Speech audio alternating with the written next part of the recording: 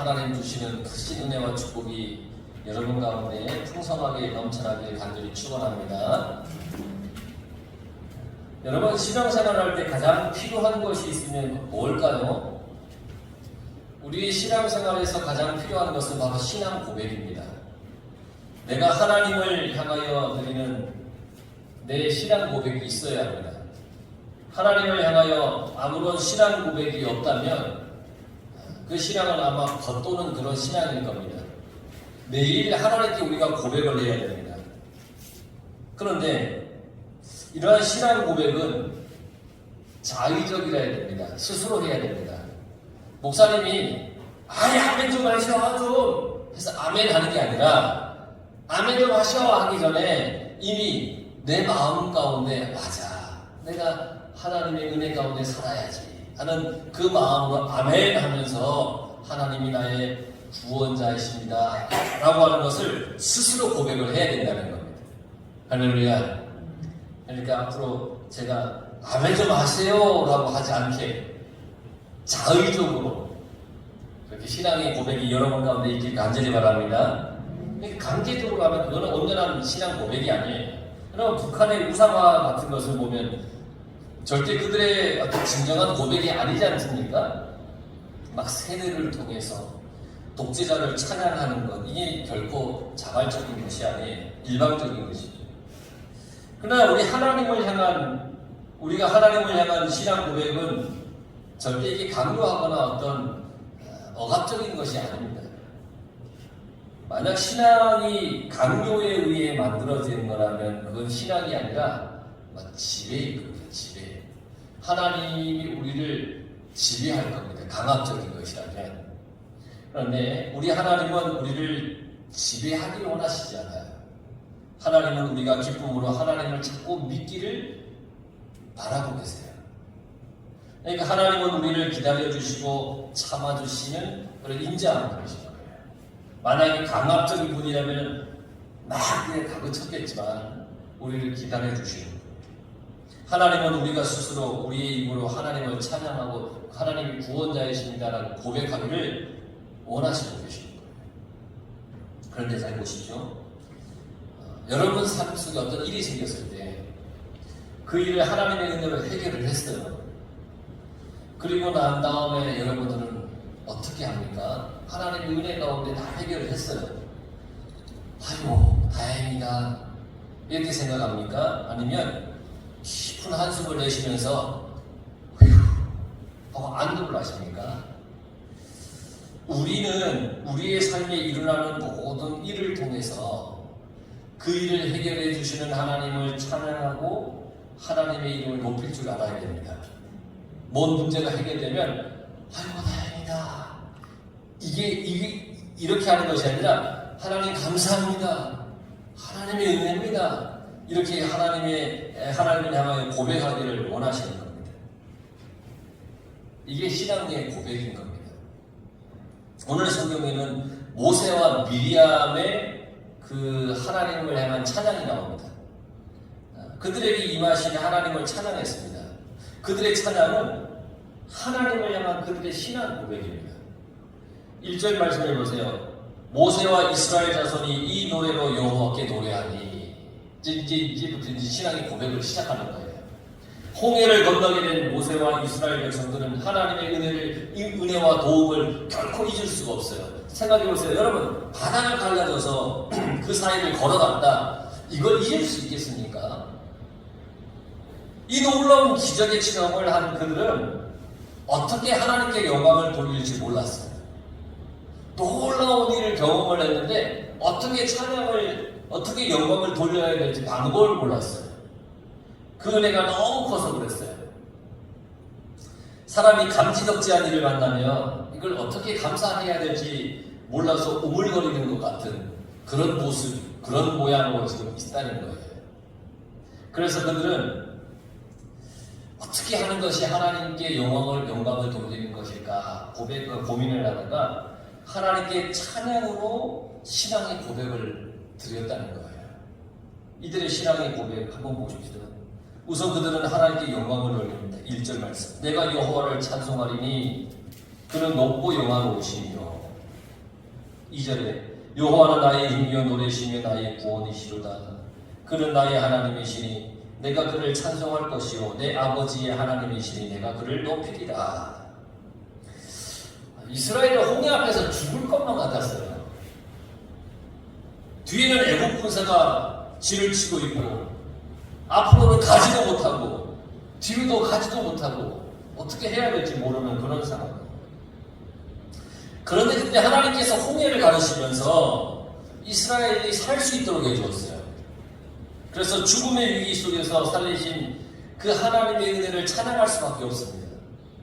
생명을 구해준 은혜보다 더 큰 은혜가 어디 있겠습니까?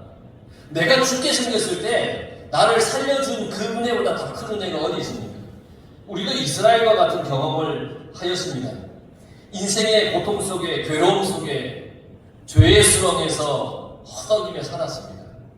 어쩌면은 오늘 이 성경에 나오기 전까지 그렇게 했을지도 모릅니다.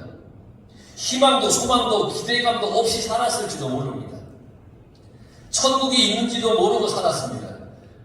교회 와서 설교를 들을 때는 천국이 있는 걸 이제 알겠는데 세상에 살면서 천국이 있는지도 생각도 못하고 살았습니다. 그런데 어느 날 주님께서 나를 찾아오셔서 나에게 구원의 기쁨을 허락해 주셨습니다. 죄의 용서의 은혜를 우리에게 주셨습니다. 영원한 생명이 있다는 것을 알게 해주셨어요. 더 이상 죄의 정도로 타지 않아도 되는 그런 인생이 되도록 해주었어요.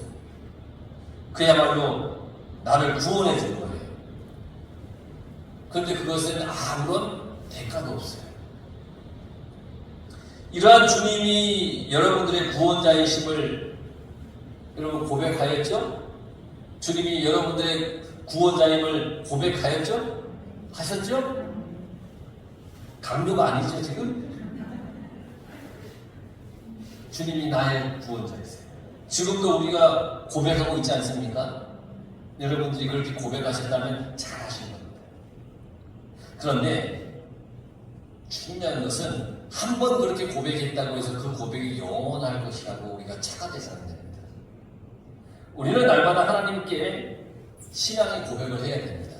매일같이 기도하며 하나님께 나의 신앙을 고백해야 됩니다. 주님이 나의 구원자이십니다. 이 고백을 해야 됩니다. 그래야 하나님을 향한 우리의 신앙이 흔들리지 않기 때문입니다. 우리가 하나님을 향하여 신앙 고백을 하는 것이 게을러지거나 귀찮아지면 그만큼 우리의 신앙이 식어졌다는 얘기입니다. 그래서 날마다 우리가 하나님께 나의 신앙을 고백해야 됩니다. 이건 아주 중요한 겁니다. 모세와 이스라엘은 그들을 홍해를 건너게 해주시고 애국 군대는 홍해에 수장하게 만드는 하나님을 놀라운 그 하나님의 권능에 그저 감사의 찬양을 드릴 수밖에 없었습니다. 살려주셨습니다. 그러면서 그들이 하나님을 뭐라고 고백했냐면 3절에 여호와는 용사시니 여호와가 용사시는 거예요. 그게 출애굽기 14장 25절의 근거를 두고 하는 말이에요. 그들의 병거 바퀴를 벗기 위해서 달리기 어렵게 하시니 애굽 사람들이 이르되 이스라엘 앞에서 우리가 도망하자. 여호와가 그들을 위하여 싸워 애굽 사람들을 치는도다. 하나님께서 이스라엘을 위해서 애굽과 싸워주고 계시다는 거예요. 그래서 하나님은 용사라는 거예요. 당연히 하나님께서 싸워주시면 그 상대는 집니다. 하나님께서 싸워주시는 싸움은 무조건 승리하게 되어 있습니다. 믿으십니까? 하나님이 함께 하시고 하나님이 붙잡아 주시고 하나님이 싸워주시면 이기는 겁니다. 그러니까 하나님께 기도하고 하나님이 도와주시기를 간절히 여러분 바라며 하나님의 도움을 구하시기 바랍니다. 우리 인생은 하나님 손에 달려있는 겁니다. 하나님께서 싸워주셔야 우리는 이 세상에서 악한 세력과 싸워 이길 수 있습니다. 죄와 싸워 이길 수 있고요. 죄의 유혹에서 이겨낼 수 있습니다. 내 마음에 악한 생각이 들어오려고 할 때도 하나님이 싸워주시기를 원하는 사람은 이기지만 하나님을 찾지 않고 인간적인 계산을 하는 사람은 지게 되어 있습니다. 왜냐하면 악한 세력, 이 사탄 마귀는 하나님을 두려워하지 우리를 두려워하지 않습니다. 그런데 우리를 두려워할 때가 있습니다. 그때가 언제냐면 우리가 하나님의 말씀에 순종하며 그 말씀 붙잡고 살아갈 때 마귀는 우리를 두려워합니다. 무슨 일이든지 하나님만 의지하고 하나님의 도우심을 바랄 때에 사탄 마귀는 우리를 두려워합니다. 그럴 때는 악한 세력이 아무리 우리의 마음에 악한 생각을 심으려고 해도 우리는 믿음으로 이겨낼 수 있다는 겁니다. 한참 우리가 믿음으로 그냥 성령으로 마음이 뜨겁고 열정이 넘칠 때 어떻습니까? 죄의 유혹이 올 때 과감하게 열어 물리치지 않습니까? 그런데 마음의 믿음이 식어 있을 때 죄의 유혹이 오면 불평거리가 자꾸 보이게 되고 불만을 자꾸 토하게 되고 막 그러는 거예요. 그러니까 내 속에 하나님을 의지하는 그 믿음으로 살아가는 것이 너무너무 중요한 겁니다. 그런데 이 모든 것은 나의 힘으로 되는 것이 아닙니다. 하나님께서 나를 대신해서 싸워주실 때 그렇게 하는 것 될 수 있습니다. 하나님이 나를 대신해 싸워주실 때. 그렇다면 하나님께서 어떨 때는 싸워주시고 어떨 때는 가만히 계시는 그런 변덕쟁이 같은 분이실까요? 하나님의 기분에 따라 막 그러실까요? 아니에요. 하나님은 늘 우리를 위해 싸워줄 준비가 되어 계세요. 우리가 하나님을 전적으로 의지하고 오직 하나님만 바라볼 그때에 하나님께서는 싸워주시는 겁니다. 그래서 하나님께서는 기다리십니다. 우리가 하나님을 온전히 의지하는 믿음을 가질 때까지 기다리십니다. 그런데 그 믿음이 언제 생겨나는지 아십니까? 내가 깨지고 상하고 막 바닥까지 가야 그때 하나님을 비로소 찾게 됩니다. 왠지 아십니까? 깨지고 상하고 바닥까지 떨어지기 전에는 하나님을 의지하기보다 내 능력과 나를 의지하기 때문에. 이스라엘이 그러지 않았습니까? 앞에는 홍해, 뒤에는 애국 군대. 이 정도 상황이면 이스라엘은 모든 것을 포기했고 그들의 마음은 다 상했고 절망 가운데 있는 거예요. 그럴 때 하나님께서는 모세를 통해 이스라엘을 홍해 앞까지 다 가게 하셨어요. 하늘까지 가게. 그리고 절망 가운데 있는 그들에게 모세를 통해서 홍해를 쫙 가르게 해주셨어요. 하나님께서 싸워주시고 이기게 해주시고 해결시켜 주셨다는 겁니다. 그로 인해서 바로의 병거와 그 군대는 바다에 다 수장되었고 최고의 지휘관들이 홍해에 잠겼습니다. 애국 군대의 지휘관들은 그 당대 최고의 지휘관들이었어요. 그런데 그들이 다 홍해에 그냥 수장되었습니다. 최고의 지휘관들이 홍해에 잠겼다라고 하는 것은 세상의 최고의 권력도 하나님 앞에는 아무런 힘도 어떠한 존재감도 없다는 겁니다.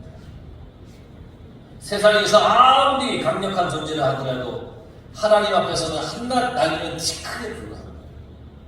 하나님의 입김에 모든 것이 무너지고 부서지고 날아가는 거예요. 그리고 5절에 보세요. 그들이 돌처럼 깊음 속에 가라앉았도다. 이 말은 더 이상 아무런 생명력도 영향력도 없는 존재가 되었다는 겁니다. 세상의 그 어떤 권세도 하나님 앞에서는 아무것도 아닙니다.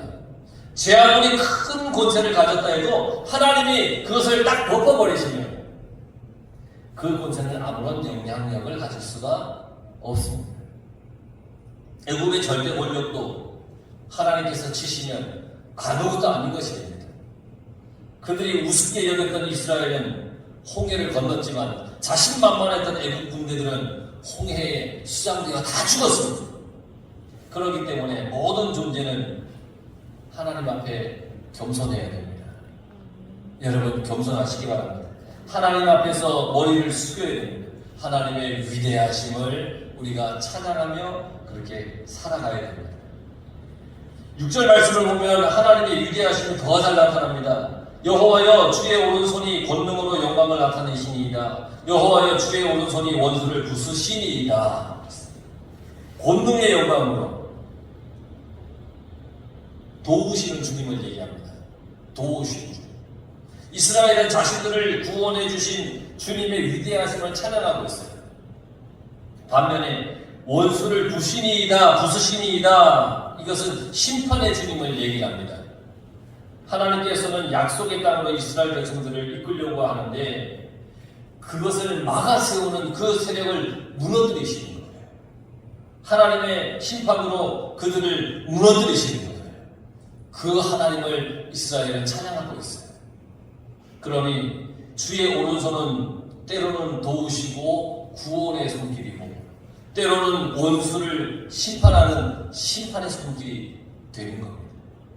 우리는 도우시고 구원해 주시는 그 주님의 손길을 만나야 됩니다. 심판의 손길을 만나면 곤란해집니다. 도움의 손길을 여러분 만나시길 간절히 바랍니다. 내가 그 자리에 있어야 되는 겁니다. 오늘 모세와 이스라엘이 신앙의 고백을 하게 된 가장 극적인 장면을 설명한 것이 9절에서 10절이에요. 이스라엘이 홍해를 건널 때에 애굽이 뒤따라오죠. 그리고 이스라엘 백성들을 막 전멸시킬 기세로 막 달려옵니다. 탈취물을 나누리라. 그들로 말미암아 내 욕망을 채우리라. 내 칼을 빼리니 내 손이 그들을 멸하리라. 이 애굽의 군사들이 이렇게 무서운 기세로 이스라엘을 향하여 달려옵니다. 그런데 9절 마지막 쪽에 마지막 부분에 글을 한번 보세요. 뭐뭐 하였으나 그랬죠. 애굽의 군대가 그렇게 하려고 하였으나 이스라엘을 향하여 오면서 탈취물을 다 빼앗자 그들을 멸하자 그들을 통해서 내 욕망을 채우리라 막 내 칼을 빼서 그들을 죽이겠다 막 그렇게 왔습니다. 그러나 그렇게 하였으나 못했다는 얘기죠. 그렇게 하려고 했지만 결국은 실패하고 말았다는 겁니다. 실패한 이유가 뭐냐면 10절에 나와 있습니다. 주께서 바람을 일으키심에 바다가 그를 덮으니 그들이 거센 물에 납같이 잠겼나이다. 여러분 납을 차고 이렇게 내려가면 후 내려가지 않습니까? 납같이 잠겼다는 거예요. 더 이상 나오지 못했다는 거예요. 이스라엘을 멸하기 위해 쫓아오던 애굽의 군대를 하나님께서 멸하셨습니다. 골리앗이 무서운 기세로 이스라엘을 위협했습니다. 하지만 만군의 여호와의 이름으로 나온 다윗에게 죽임을 당했습니다. 이스라엘을 멸하러 나온 골리앗이 멸망당했습니다.